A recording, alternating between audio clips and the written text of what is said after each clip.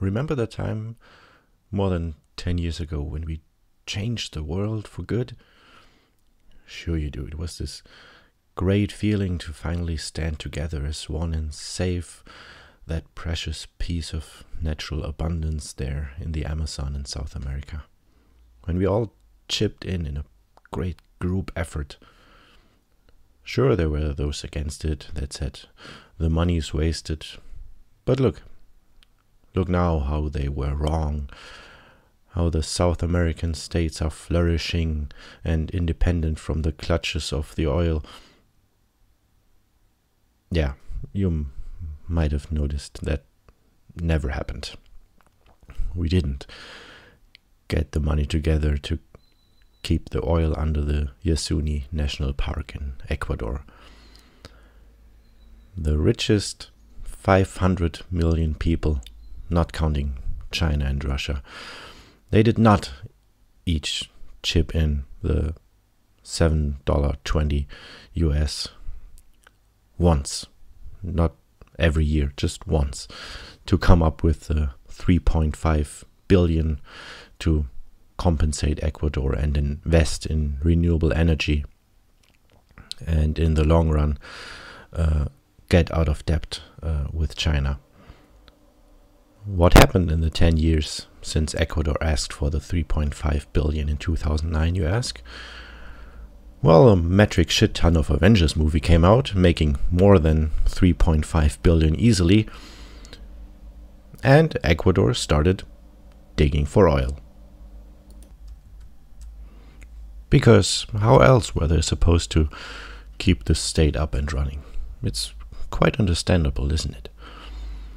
And now, in 2020, the only indigenous woman that made it into Time's 100 most influential people's list is speaking up and had her piece to say. And her thank you for not wanting to spend $7.20 once, but buy a magazine with my face in it now, her speech sounds like this. In each of our many hundreds of different languages across the Amazon, we have a word for you, the outsider, the stranger. In my language, that word is Cowori, and it doesn't need to be a bad word, but for you have made it so. For us, the word has come to mean, and in a terrible way, the white man that knows too little for the power that he wields and the damage that he causes. End quote.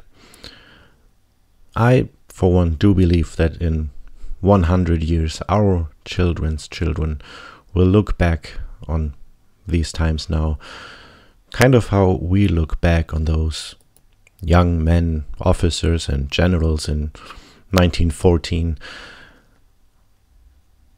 when we ask, how could they do this? How could millions of lives be wasted in those trenches back then, in no man's land and in those meat grinders, as Dan Carlin so eloquently put it? How could they do this? I think in 100 years, people will look back on us the same way, but they're gonna ask a different question. How could they not do this? Why did we not care? And Nemonte Nenquimo gives the answer to that question in her speech a little later on, when she says, we, the Cowori, we do not care about what we do not know. Now, this is an interesting statement to me because it kind of mimics the standard response that we hear of the people that don't want to change their lifestyle.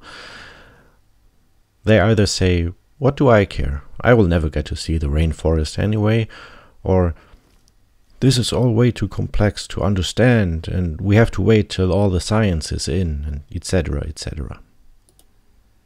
And again, Nenquimo already gives the answer in her great speech, I think, because she says, with great power comes great responsibility. We, the Westerners, we change our environments on a global scale. That's why it's called the Anthropocene.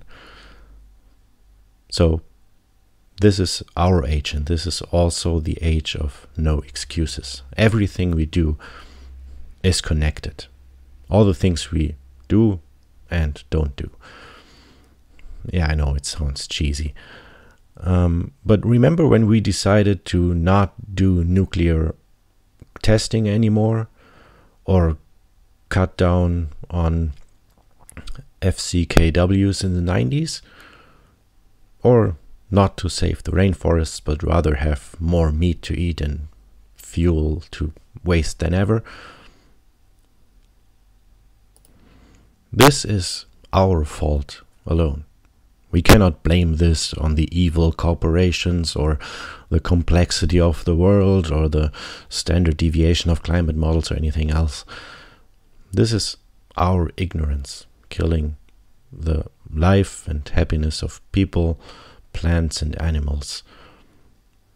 Now, there is a valid question to ask. Why should we respect those people, plants and animals?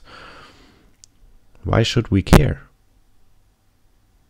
Well, I think the answer is already given, because we have the power and therefore great responsibility.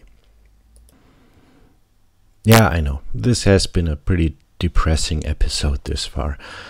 So I'll try to maybe lighten it up a little bit by proposing an idea for maybe a way out of this mess.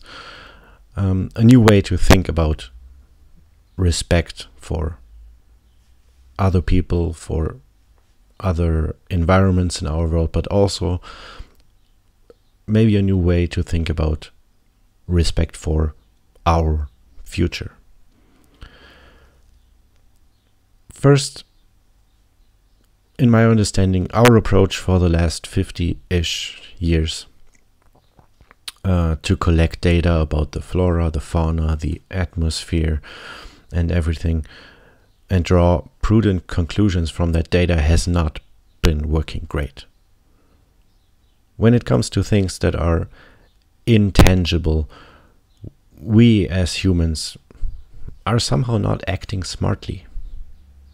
So, what if we were to shift that matter-of-fact paradigm about our world into an emotional one? No, I'm not talking about hugging trees, not at all.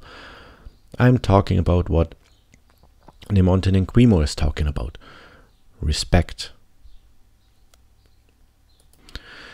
And so my suggestion is to expand the Declaration of Human Rights, specifically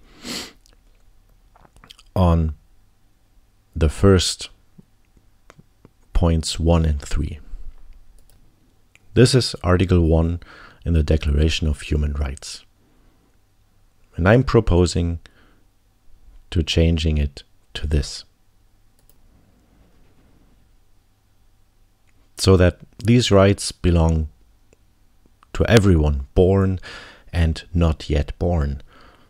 The point being to incorporate future generations, not only those of native people in the Amazon, but also our own children and children's children, because our actions today have effects on all of them.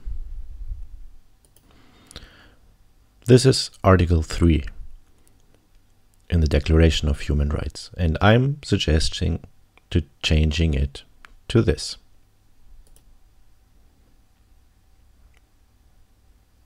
So my point is that we all have the right to live a good life in freedom and safety.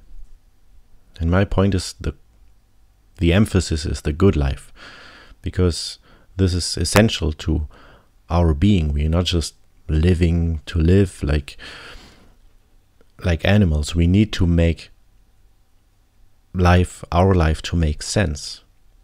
And what sense that is up to everyone individually. Maybe it is to live your life in the forest like your forefathers did. And then you should have or have to have the right to do that. Now, if the Declaration of Human Rights were formulated like that or in a similar way, then indirectly respect is already written into it, because I cannot grant someone a good life without respecting his or her way of living. And by extension, the discussion about how to enable that has to shift from matter-of-factness and science to an emotional discussion, to a moral discussion. And we as the Westerners, we will finally have the foundation to really treat other people as equals, just as the Declaration of Human Rights proposes. Because with that addition to Article 3 and 1, we as the Westerners, we have to explain why we cannot chuck up $7.20 to save the natives' home and their basis for good life. Wow, this has been quite a lot to take in for me as well while writing this episode.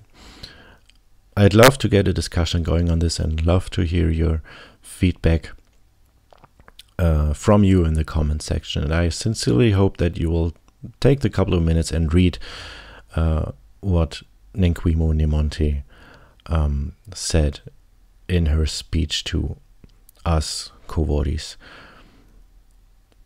Until then, I wish you all the best and have a good life. See you soon.